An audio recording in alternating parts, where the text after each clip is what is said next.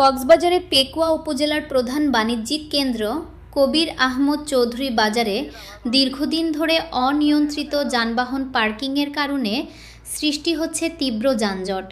এতে চরম ভোগান্তিতে পড়ছেন সাধারণ পথচারী ও ব্যবসায়ীরা।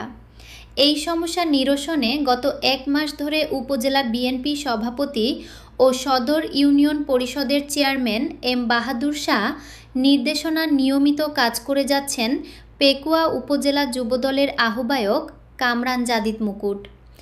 এরই ধারাবাহিকতায় 30 মে শনিবার সকাল থেকে বাজার পরিদর্শন করেন তিনি। এ সময় যত্রতত্র যানবাহন পার্কিংকারীদের সতর্ক করা হয় এবং সুশৃঙ্খলভাবে গাড়ি রাখার বিষয়ে প্রয়োজনীয় দিক নির্দেশনা দেওয়া হয়। উপজেলা যুবদল আহ্বায়ক কামরান জাদিদ মুকুট বলেন, পেকুয়া উপজেলার অন্যতম ব্যস্ত এলাকা কবির আহমদ চৌধুরী বাজার।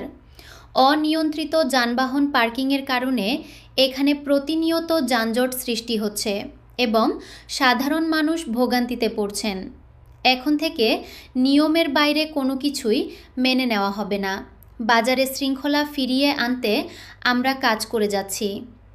এ সময় উপস্থিত ছিলেন উপজেলা যুবদলের সদস্য সচিব মাহমুদ ওয়াহিদুজ্জামান, বিভিন্ন সংগঠনের নেতৃবৃন্দ সহ নেতাকর্মীরা।